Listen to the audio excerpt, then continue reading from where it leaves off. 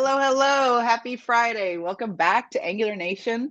We actually jumped out of the experts channel into the main channel today because we have Mana from AG Grid, and we're very excited. We love AG Grid at Angular Nation, not only because they're our sponsor and they really help us have a lot of free events and resources for the community, which we love, but also because AG Grid is legit. Like, as a nerd, I've loved AG Grid for years.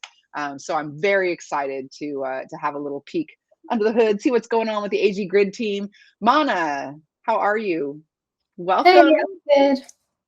I'm so Very excited. excited to be here to do my talk.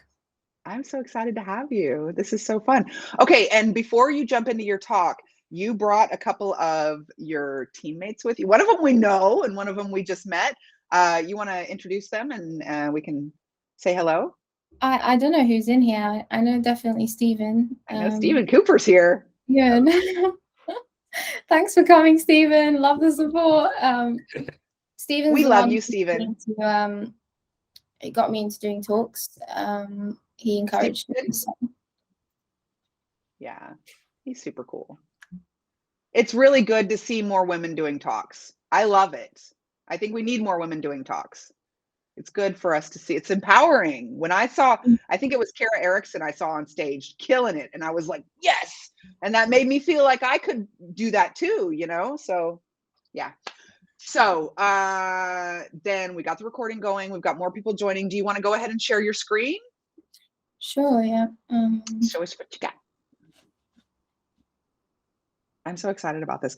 So while you do that, I was saying while we were waiting for everybody to join that I actually was working on an enterprise. I was on a big enterprise project years ago, and we were using AG Grid as the grid, and they actually wanted me to make a chart off of that.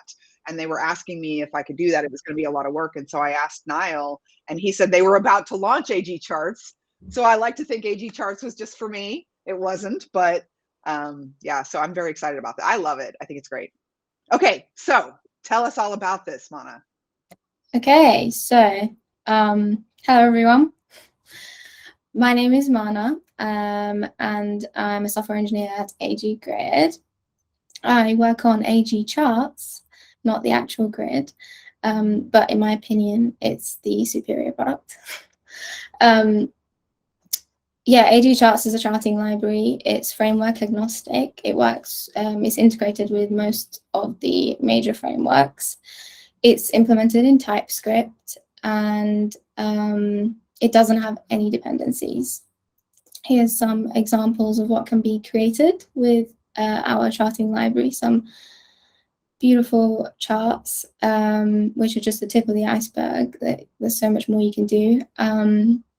But today what I want to talk about is something called the scene graph, and how we use it to maintain or build our charting library, and how it can be used to increase our code maintainability, as well as help us to implement some performance enhancements. But before I kind of get into what the scene graph is and how it can be used for those things, I just want to briefly explain how a chart can be created from a developer perspective. So it's a declarative approach where we have an options JSON structure that declares exactly what the chart configuration should be. We would require the data that is to be charted, and then some configuration for the series type. For example, in this case, we're specifying the scatter series type, and an X key and a Y key, which allows us to retrieve the correct values from the data, and then some other additional configuration that's not required, but just to customize the chart. For example, positioning the legend at the top. And this option structure will be passed to our AG Charts create factory method, which will then create the chart. For example, the one that you can see there is a scatter chart. But under the hood, what we do to render this chart, or how we render this chart, is using the Canvas API. a lot of you probably have already heard about the Canvas API, but for those that haven't, it's essentially provides a means for rendering graphics via JavaScript and the HTML canvas element. It has methods and properties that can be used to manipulate and create content. So let's say we wanted to create a blue rectangle. We'd first get a reference to the canvas element, which creates a drawing surface, and it exposes rendering context. So if we get access to the 2D rendering context, the fill style property can be used to apply a fill color, in this case, a shade of blue. And then the fill rect method will take some arguments and will actually draw the rectangle, in this case 150 units wide and 100 units tall, and then it would position the top left hand side corner of the rectangle at 40-40 relative to the canvas, and this would be the result. It seems simple for this simple case, or this simple shape, which is just a blue rectangle, but it's also very low level and primitive. So if we imagine the chart that we created initially, that there's a lot going on. There's more to a chart than just one single simple shape. We have the different chart elements on there, the axes, the grid lines, the title, legend, so on and so forth. And it could get very messy quite quickly if we were to be working in those low level and primitive canvas methods. So I guess that's where the scene graph comes in. Essentially, the main purpose of it is to create an abstraction away from those low-level primitive canvas methods. And what it is basically a graph of objects. It comes down to that. It's a graph of objects or nodes. You can think of those objects as like chart elements. So it describes, it's like a plan of what should be rendered. So what do we render, where do we render it, and how do we render it? And at the same time, it also does the rendering, which is great. So going back to the initial example that I gave, where we had the scatter chart and we gave it these options, behind the scenes, what's happening is that we are creating that scene graph, a scene graph, based on the provided options. And that scene graph will have the necessary objects to render the chart to the canvas. So in this case, we have a root. In every case, we have a root. Root object, which is the entire chart. We might have a legend group, an axis group, two axes in this case. Some cases we have more than two axes. This diagram is not 100% accurate. I've just put what fit onto the screen. So take it with a pinch of salt. And then maybe like a series group or multiple series groups. In this case, we just have a single series. And those groups will have child nodes of smaller, more atomic elements. So if we take a deeper look at the axis group, for example, the axis group will have a line node or a line object, scene graph node for the actual axis line. It will also have a group which contains all of the ticks and their labels. That group will contain more groups of individual ticks, which have tick lines as well as text for the tick labels. And then it will also have a text node for the axis title. And when all those nodes come together, they form the overall axis. In an actual tree structure, it would look something like this. So we have an axis group, which contains a line group, a tick group, and a title group.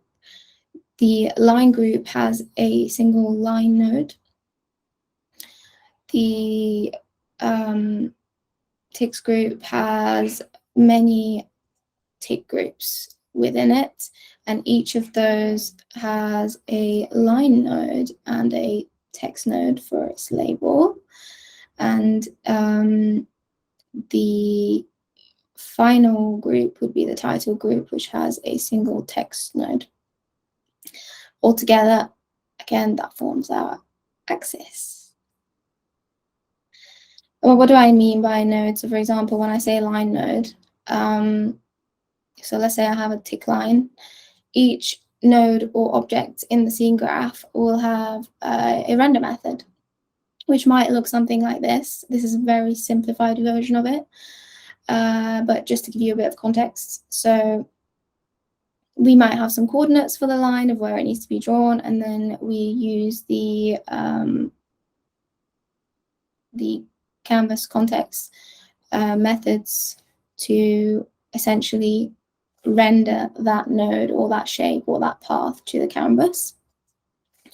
And in the root node of our scene graph, we have a render method where the rendering starts. So it recurses and traversing the graph top down, calls the render method of each child in the scene graph, and the output of that is what gets rendered to the canvas. So essentially, in summary, what it is, the scene graph is an abstraction away from the low-level primitive canvas calls. It allows us to work in higher order constructs, such as shapes or groups of shapes and specific chart elements or series types. And that can be really powerful, not only in maintaining our code, but also in enhancing performance. So if you think about it, I'll give you an example. Let's say a chart is being hovered, and we want to highlight the closest marker to the cursor and display a tooltip for that marker. That marker node is changing and updating as the chart is being hovered. So we need to re-render the chart as the mouse is moving, which means we would have to go through our scene graph and invoke the render method on those nodes and have a render cycle. And in cases where we only have one single series with very few data points or a normal amount of data points, there's not really any noticeable performance bottlenecks for re-rendering the entire chart or the entire scene graph. It's fine. The problem kind of arises when we have larger data sets. So if you look at this example, we have a chart with 2 series. Each series has 50,000 data points. So in total, that's 100,000 data points. That's 100,000 nodes at least in the scene graph. That is a lot to re-render every time the mouse moves. And you can see how slow it is with the highlighted marker lagging behind the cursor by quite a bit. And the reason why this is so slow, I'm going to make a claim here, is not because of our processing calculations, that's super fast. It's because of the canvas render methods. So there are too many canvas render calls because there are so many nodes in the scene graph, and those are slow. That's why it's so slow. So if we introduce something called composite rendering, we can make it a lot faster. And I will explain what composite rendering is. So the simple rendering mode that I was talking about earlier is just re-render everything when something updates. Composite rendering, on the other hand, is the use of layers. So we can use the scene graph to make layers. And by layer, I mean a graphical element that can be rendered independently of another graphical layer or a group of nodes. And it can have a different Z index, so it won't be affected by the other chart elements or components. It can be completely separate. If we combine this with change detection, then we'll know which of the layers or groups of nodes in the scene graph have actually changed during an update, and then we will only re-render those layers or groups of nodes, which means we'll have fewer canvas render calls and will improve our performance. To make a layer, we need the off-screen canvas API.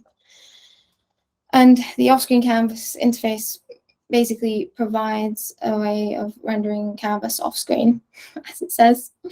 It essentially decouples the DOM from the canvas element, so that the canvas element is not entirely dependent on the DOM.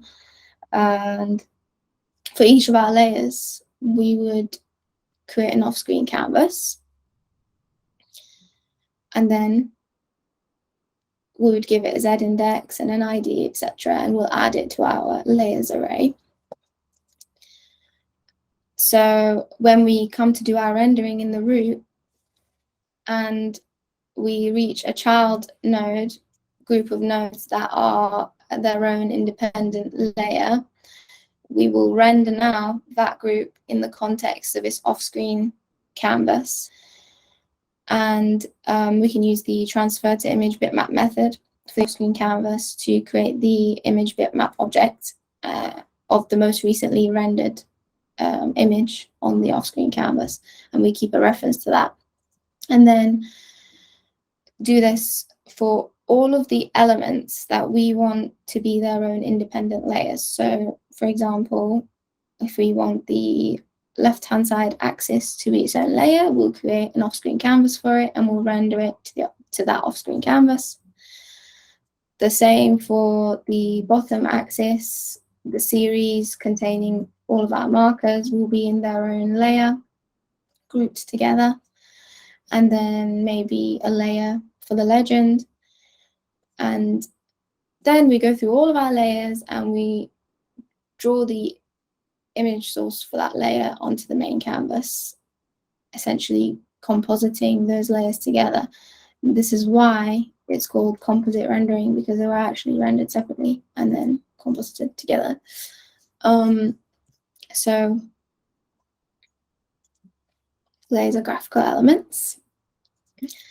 They're rendered to an off-screen canvas. We use that to generate the image bitmap, and then we can draw to the main canvas from there.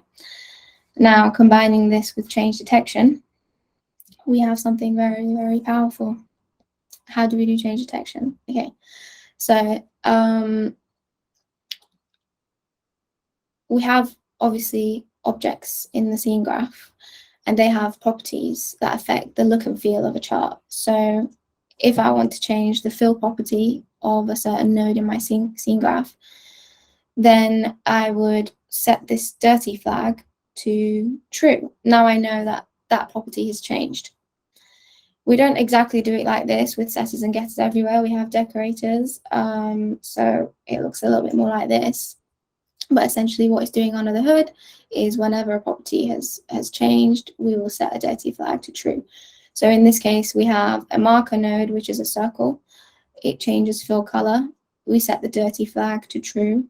That flag percolates up the tree to the parent nodes and to the containing group, its associated layer.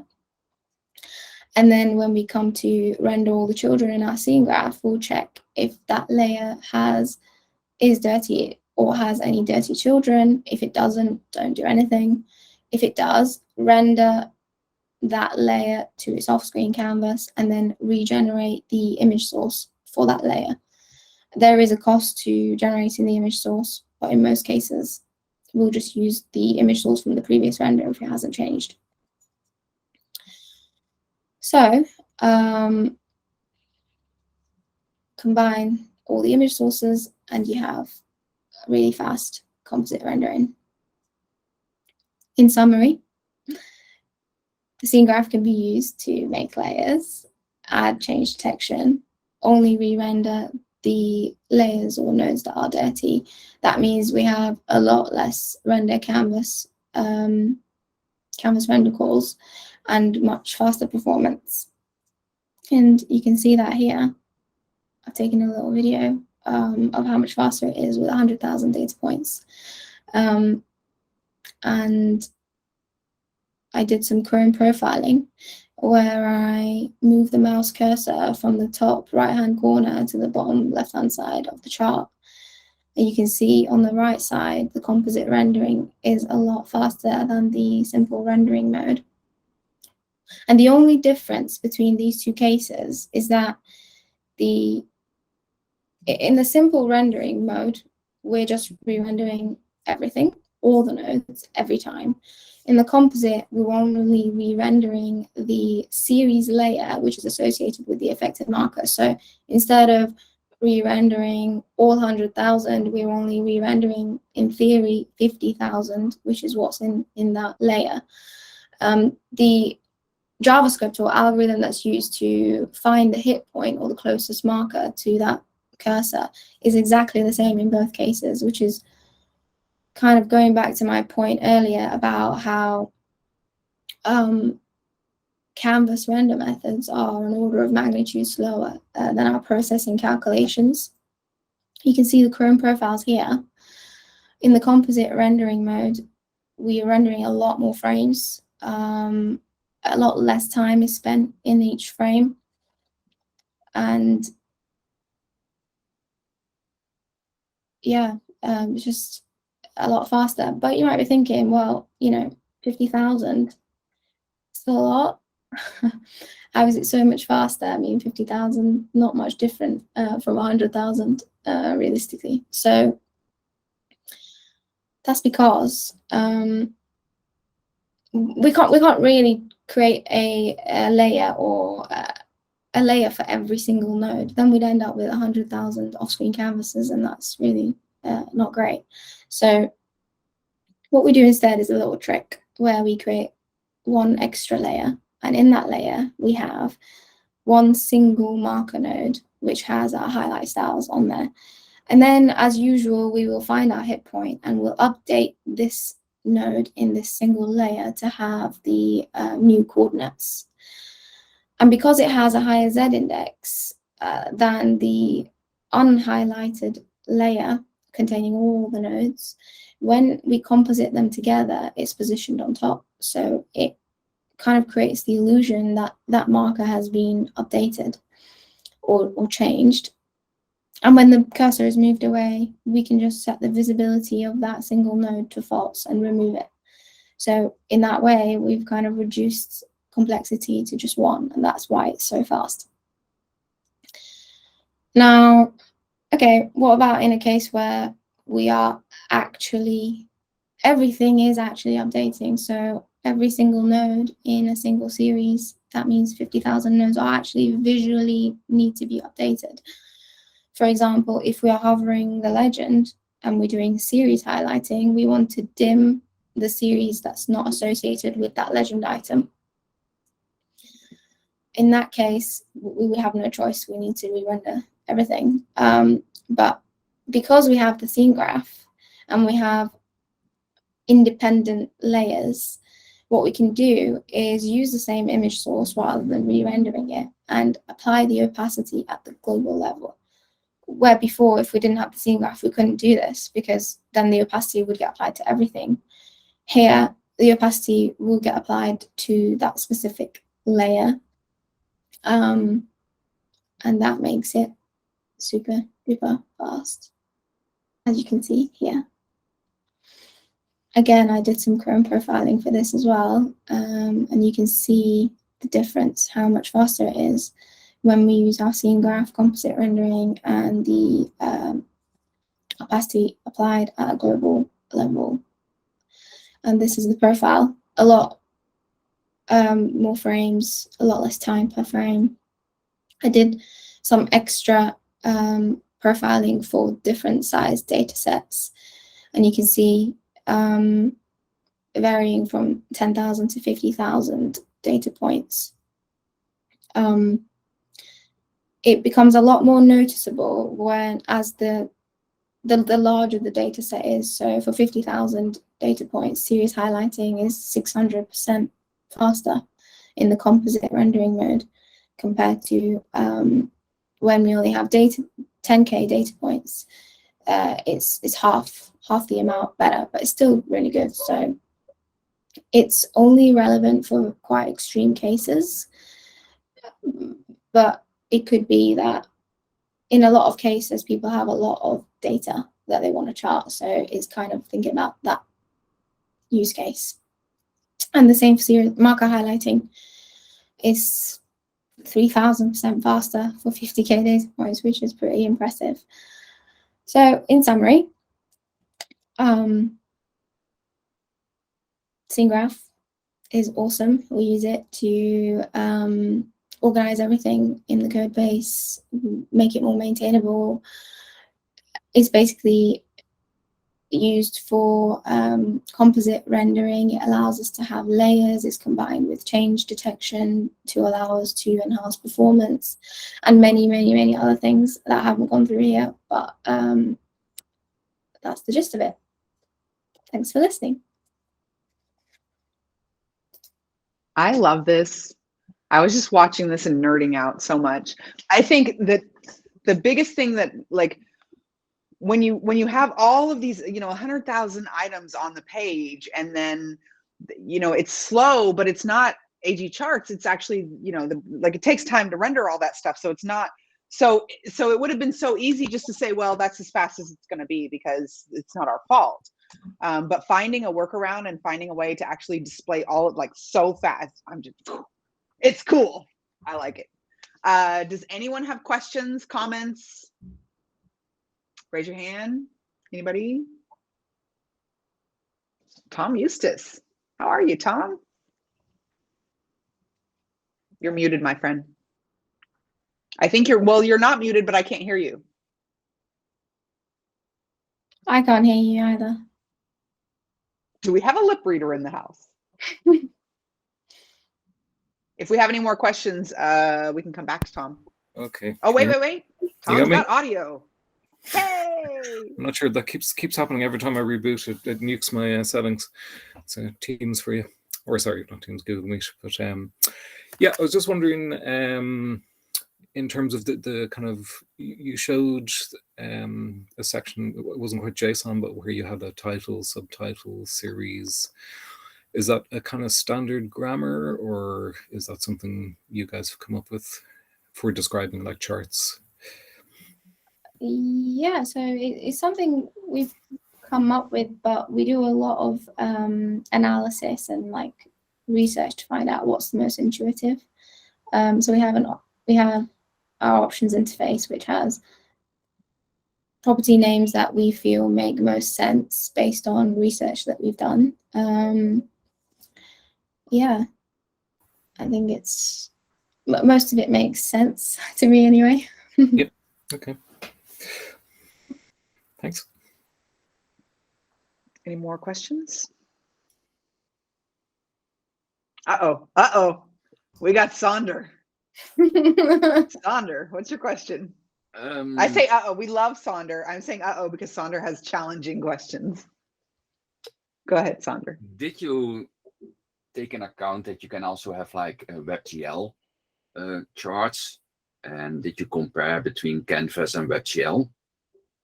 Because a boatload of the things you just built are building blocks of WebGL to begin with. I haven't compared it against WebGL, but I don't know, it seems for 2D charts, I don't know how necessary it would be. But yeah, that's something we have Chow in the house. He can probably. Yeah, Chow's here. Give I some. saw Chow sneak in. Chow, he might be multitasking. So Mana has not, because Mana I think has been with AG Grid less than a year, and AG Charts was already there. So probably she's picked it up and been building more and maintaining it, and has not just refactored and say, let's refactor this whole thing. We have been thinking about using different things. Well, I've been at AG Grid for a year and 6 months now. Ooh. But we've been thinking. You were an undiscovered gem, Mana. I didn't even know. Yeah, so yeah, no, I was actually one of the first people to join when the team was very, very small. But yeah, you're right, Canvas was already being used when I joined, and a lot of the groundwork was already there. And we've thought about maybe using SVG as well, or giving that option as well. Not really WebGL, but yeah, it's still, we're still, you know, figuring things out to be the best that they can be. So it's just always constantly improving, and we want to get the foundations really solid before adding all these extra exciting new features that we've got planned. So a lot is coming. Watch this space. Okay, so Mana, because this you're just meeting us, but this we're very, you know, curious, nosy people. So I'm wondering if, and I don't want to put you on the spot. I don't know if Niall's listening, but is there anything you can tell us about what's coming up?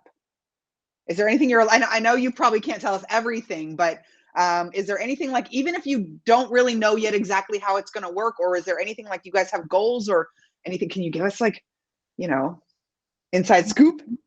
Definitely, as we go, we'll always be trying to make performance improvements. That's a given. There will be hopefully new series types, I'm guessing.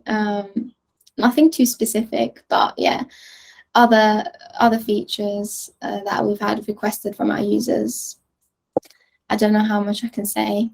Maybe Stephen can. Stephen has a mischievous grin. I feel like Stephen has a little scoop. Oh, and one more thing before, because I want to get to Stephen, but I also want to ask you real quick, because I really was delighted. I was very delighted when AG Charts first came out, because I actually needed it for the project that I was working on. And I also was delighted when I implemented it for the first time, because I didn't know how, and I found it to be pretty easy to use. If someone was watching this and they wanted to actually implement AG Charts, where can you just point us real quick to the, because I'm assuming you guys have, I know you guys have great documentation. It's honestly awesome documentation. Yeah. I think it's so easy to use. There is no library easier to use than this, guys. Yeah, there you go. Okay, Stephen. Thank you, Stephen. aggrid.com, ag-grid.com/javascript-charts/overview. Okay, Stephen, go ahead. I just wanted to get that link real quick in case people wanted to use AG Charts. They could go and see how to, you know, do a little hello world. Stephen, what can you tell us? What's going on? And by the way, I also want to know, if you know, you might not know, but I want to know what's going on with Niall's pilot situation. Don't let me forget. But first, what's going on with AG Charts, AG Grid, the roadmap? So I think, yeah, as Mana said, lots of things to do with either performance. I know other streams are improvements to some of the filtering setup that we've got. I think another big project for this year is reactivity. So that'll be along the lines of, you can change properties or change callbacks, provide them to the grid, and then the grid will adapt on the fly to use those properties in a new way. So that's quite an exciting feature, which, you know, impacts across all the different frameworks that we support. Yes.